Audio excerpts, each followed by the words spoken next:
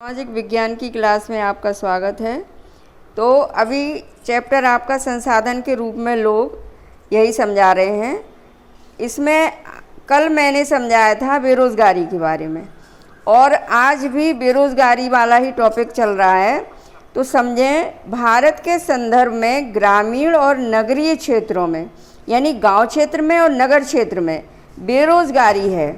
तो किस प्रकार की बेरोज़गारी गांव क्षेत्र में और नगर क्षेत्र में है, ये समझना है। तथापि ग्रामीण यानी दोनों ही क्षेत्रों में बेरोज़गारी है, फिर भी ग्रामीण और नगरीय क्षेत्रों में बेरोज़गारी की प्रकृति में अंतर है। यानी गांव क्षेत्र और नगर क्षेत्र दोनों जगह की बेरोज़गारी में अंतर है। ग्रामीण क्षेत्रों में मौसमी और प्रच्छन्न बेरोज़गारी है, यानी मौसम के हिसाब से, क्योंकि कृषि का कार्य पूरे समय नहीं रहता। तो जिस समय कृषि का कार्य नहीं होता है उस समय वो बेरोज़गारी रहती है। वो लोग जो खेती का कार्य कर रहे होते हैं, वो जब खेती का कार्य नहीं होता है, कृषि का कार्य नहीं होता है, तब वो बेरोज़गार हो जाते हैं। और नगरीय क्षेत्रों में अधिकांशतः शिक्षित बेरोज़गारी है। जो शिक्षा ग्रहण कर चुके हैं और उन्हें कोई रोज़गार नहीं मिला तो वो बेरोज़गार हैं। मौसमी बेरोज़गारी तब होती है जब लोग वर्ष के कुछ महीनों में रोज़गार प्राप्त नहीं कर पाते हैं। कृषि पर आश्रित लोग यानी जो कृषि का कार्य कर रहे हैं, आमतौर पर इस तरह की समस्या से जूझते हैं। वर्ष में कुछ व्यस्त मौसम होते हैं, यानी खेती के कार्य में, कृषि के कार्य में कुछ समय ऐसा होता है जो व्यस्त होता है, जैसे बुवाई का टाइम, कटाई, निराई और गहाई। और कुछ विशेष महीनों में कृषि पर आश्रित लोगों को अधिक काम नहीं मिल पाता, यानी ज़्यादा काम खेती में, कृषि में नहीं होता। प्रच्छन्न बेरोज़गारी के अंतर्गत लोग नियोजित प्रतीत होते हैं। उनके पास भूखंड होता है जहां उन्हें काम मिलता है। ऐसा प्रायः कृषिगत काम में लगे परिजनों में होता है। किसी काम में 5 लोगों की आवश्यकता होती है, लेकिन उसमें 8 लोग लगे होते हैं। खेती के कार्य में या कृषि के कार्य में गांव क्षेत्र में ऐसा होता है कि जो खेतों पर काम कर रहे हैं तो घर में जितने सदस्य होते हैं सभी लगे रहते हैं। तो 5 लोगों का काम और 8 लोग काम कर रहे हैं। तो इसमें क्या होता है, इसमें 3 लोग अतिरिक्त हैं और ये तीनों इसी खेत पर काम करते हैं जिस पर 5 लोग काम करते हैं।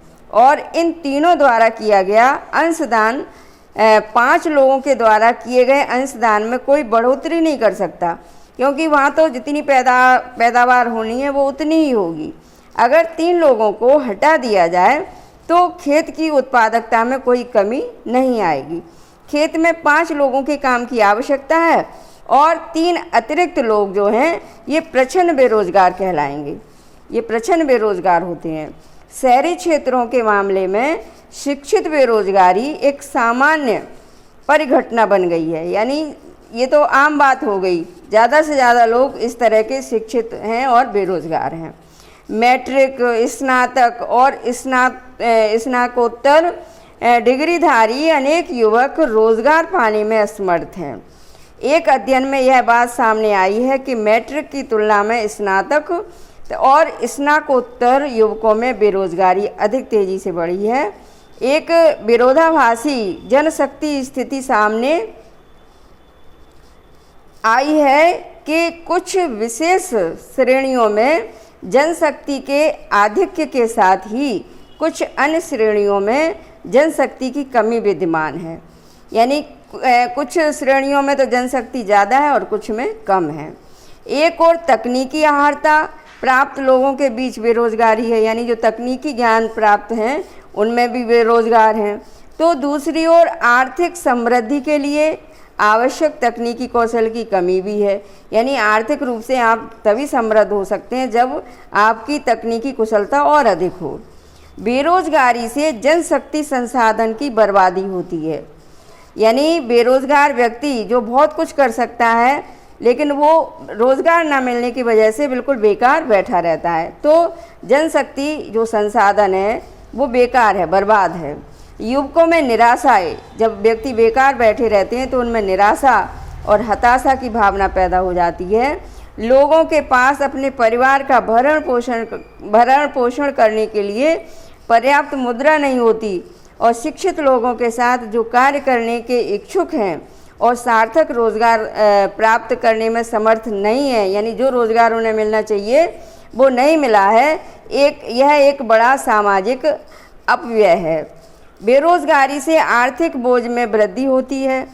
कार्यरत जनसंख्या पर बेरोज़गारों की निर्भरता बढ़ती है, यानी जो कार्य करने वाली जनसंख्या है उन पर जो बेरोज़गार हैं उनकी निर्भरता बढ़ जाती है और किसी व्यक्ति और साथ ही साथ समाज के जीवन की गुणवत्ता पर बुरा प्रभाव पड़ता है, जबकि किसी परिवार को मात्र जीवन निर्वाह स्तर पर रहना पड़ता है, क्योंकि जब रोज़गार ही नहीं मिला तो किसी भी तरह से वो अपना जीवन निर्वाह करते हैं, तो उसके स्वास्थ्य स्तर में एक आम गिरावट आ जाती है, क्योंकि उन्हें जो वास्तव में खाना भोजन पोषण वाला भोजन मिलना चाहिए वो नहीं मिल पाता है और भी सुविधाएं नहीं मिल पाती हैं और स्कूल प्रणाली से अलगाव में वृद्धि होती है।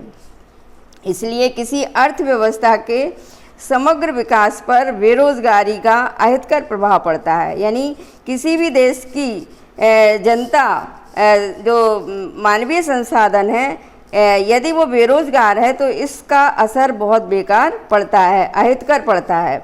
बेरोज़गारी में वृद्धि मंदीग्रस्त अर्थव्यवस्था का सूचक है, यानी जब बेरोज़गारी होगी तो उस देश की अर्थव्यवस्था भी मंद हो जाएगी और यह संसाधनों की बर्बादी भी करता है जिन्हें उपयोगी ढंग से नियोजित किया जा सकता था, यानी संसाधनों को यदि नियोजित ढंग से व्यवस्थित किया जाता तो सबको रोज़गार मिल सकता था। अगर लोगों को संसाधन के रूप में प्रयोग नहीं किया जा सका तो वे स्वाभाविक रूप से अर्थव्यवस्था के लिए दायित्व बन जाएंगे। सांख्यिकीय रूप से भारत में बेरोज़गारी की दर निम्न है। बड़ी संख्या में निम्न आय और निम्न उत्पादकता वाले लोगों की गिनती नियोजित लोगों में की जाती है। वे पूरे वर्ष काम करते प्रतीत होते हैं, लेकिन उनकी क्षमता और आय के हिसाब से यह उनके लिए पर्याप्त नहीं है, क्योंकि चूँकि बेरोज़गारी है तो जो भी काम मिलता है उसे वो करने को मजबूर हो जाते हैं, जबकि उनकी क्षमता और अच्छा काम करने की होती है। वे काम तो कर रहे हैं पर ऐसा प्रतीत होता है कि ये काम उन पर थोपे गए हैं, इसलिए शायद वे अपनी पसंद का कोई काम करना पसंद कर सकते हैं। गरीब लोग बेकार नहीं बैठ सकते, वे किसी भी काम से जुड़ जाना चाहते हैं, चाहे उससे कितनी भी कमाई हो। अपनी इस कमाई से वे किसी तरह जीवन निर्वाह कर पाते हैं। इसके अतिरिक्त प्राथमिक क्षेत्र में स्वरोजगार एक विशेषता है। यद्यपि सभी लोगों की आवश्यकता नहीं होती है, फिर भी पूरा परिवार खेतों में काम करता है और इस तरह कृषि क्षेत्रक में प्रचंड बेरोजगारी होती है। लेकिन जो भी उत्पादन होता है उसमें पूरे परिवार की हिस्सेदारी होती है। खेत के काम में साझेदारी और उत्पादित फसल में हिस्सेदारी की धारणा, यानी जितने लोगों ने काम किया उनकी साझेदारी कहलाएगी उसमें और उनका हिस्सा होगा। तो ये जो है ग्रामीण क्षेत्रों में बेरोज़गारी की कठिनाइयों में कमी लाती है ये चीज़, लेकिन इससे परिवार में गरीबी कम नहीं होती है। क्यों? क्योंकि उत्पादन तो उतना ही होना है, जो 5 लोगों के काम से होना था वही उत्पादन 8 लोगों के काम करने पर हो रहा है और प्रत्येक परिवार से अधिशेष श्रमिक रोजगार की तलाश में गांवों से शहरों की ओर प्रवास करते हैं। आइए उपरोक्त तीनों क्षेत्रकों में रोजगार के परिदृश्य की चर्चा करें। कृषि का सबसे अधिक अवशोषण करने वाला अर्थव्यवस्था का क्षेत्र कृषि है। पिछले वर्षों में पूर्व चर्चित प्रचंड बेरोजगारी के कारण कृषि पर जनसंख्या की निर्भरता में कुछ कमी आई है। कृषि अधिशेष श्रम का, यानी जो अतिरिक्त श्रम जो वहाँ पे गांव क्षेत्र में था, उस श्रम का कुछ भाग दूसरे व्यवसाय में लग गया, द्वितीयक और तृतीयक क्षेत्रक में चला गया है। द्वितीयक और क्षेत्रक में छोटे पैमाने पर होने वाले विनिर्माण में श्रम का सबसे अधिक अभिशोषण है और तृतीयक क्षेत्रक में जैव प्रौद्योगिकी, सूचना प्रौद्योगिकी आदि सरीखी विभिन्न नई सेवाएं सामने आ रही हैं। आइए यह जानने के लिए एक कहानी पढ़ सकते हैं देखिए कैसे लोग अपने गांव की अर्थव्यवस्था के लिए परिसंपत्ति बन जाते हैं, यानी लोग ही संपत्ति बन जाते हैं। तो समझें इस कहानी को। एक गांव था जिसमें अनेक परिवार रहते थे और प्रत्येक परिवार इतना उपजा लेता था, इतना पैदावार कर लेता था कि उससे उसके सदस्य खा पी सकें, यानी उनके जीवन का निर्वहन हो सके। परिवार के सदस्य अपने कपड़े बुनते, अपने बच्चों को पढ़ाते और इस तरह प्रत्येक परिवार अपनी आवश्यकताएं स्वयं पूरी कर लेता था। और इनमें से एक परिवार ने एक बेटे को कृषि महाविद्यालय में भेजने का फैसला किया। लड़के को निकट के एक कृषि महाविद्यालय में प्रवेश मिल गया। कुछ समय पश्चात वह कृषि इंजीनियरिंग की योग्यता प्राप्त कर गांव वापस लौट आया। वह इतना सृजनात्मक निकला कि उसने एक उन्नत किस्म के हल का नमूना तैयार किया, यानी एक ऐसा हल बनाया जो नई किस्म का था, उन्नत किस्म का था, जिससे गेहूं की उपज में वृद्धि हो गई। और इस तरह गांव में एग्रो इंजीनियरिंग का एक नया काम सृजित हुआ और वहीं उसकी पूर्ति हुई, क्योंकि वो लड़का इंजीनियरिंग करके आया और उसने गांव में ही काम किया। गांव के उस परिवार ने अपनी अधिशेष फसल निकट के गांव में बेच दी। उन्हें इससे अच्छा लाभ हुआ, जिससे उन्होंने आपस में बांट लिया। इस सफलता से प्रेरित होकर कुछ समय पश्चात गांव के सभी परिवारों ने एक बैठक की। वे अपने बच्चों के लिए भी बेहतर भविष्य चाह रहे थे और उन्होंने पंचायत से गांव में एक स्कूल खोलने का अनुरोध किया। उन्होंने पंचायत को विश्वास दिलाया कि वे सभी अपने बच्चों को स्कूल भेजेंगे। पंचायत ने सरकार की मदद से एक स्कूल खोल दिया। निकट के कस्बे से एक शिक्षक की नियुक्ति की गई और इस गांव के सभी बच्चे स्कूल जाने लगे। कुछ समय पश्चात गांव के एक परिवार ने अपनी एक लड़की को सिलाई का प्रशिक्षण दिलाया।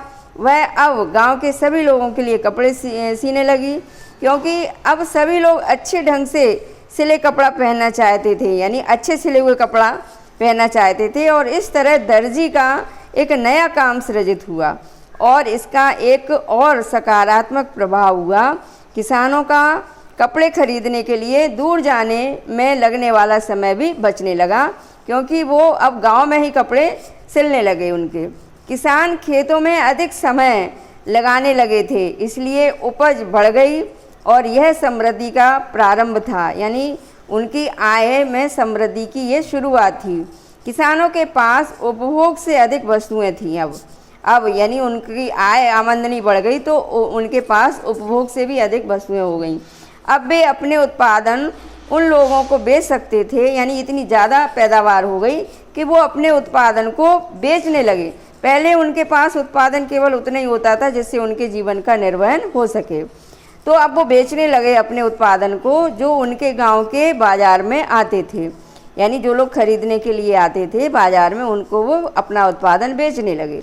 समय के साथ वह गांव, जहां प्रारंभ में किसी नए काम का औपचारिक रूप से कोई अवसर नहीं था, शिक्षक, अब उन्हें क्या क्या मिल गया, कौन कौन मिल गया, शिक्षक मिल गया, दर्जी मिल गया, एग्रो इंजीनियर और अन्य तरह के लोगों से परिपूर्ण हो गया वो गांव।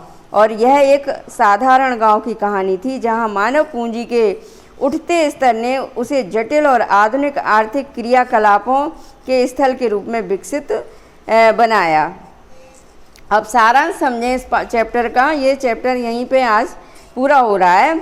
आपने देखा कि शिक्षा और स्वास्थ्य के समान आगतें किस प्रकार लोगों को अर्थव्यवस्था के लिए परिसंपत्ति बनाने में सहायता करती हैं। कहने का मतलब यह है कि शिक्षा और स्वास्थ्य किसी भी देश की जनता, किसी भी देश के लोगों को एक संपत्ति के रूप में तैयार करती हैं। इस अध्याय में अर्थव्यवस्था के तीनों क्षेत्रों में होने वाली आर्थिक क्रियाओं के विषय में चर्चा की गई है। हमने बेरोजगारी से जुड़ी समस्याओं के बारे में भी बताया। अंततः अध्याय एक गांव की कहानी के साथ समाप्त होता है, जिसमें पहले कोई रोजगार नहीं था, पर बाद में वहां शिक्षा के माध्यम से अनेकों रोजगारों के अवसर उत्पन्न हो गए। बच्चों, आज की क्लास यहीं समाप्त होती है। धन्यवाद।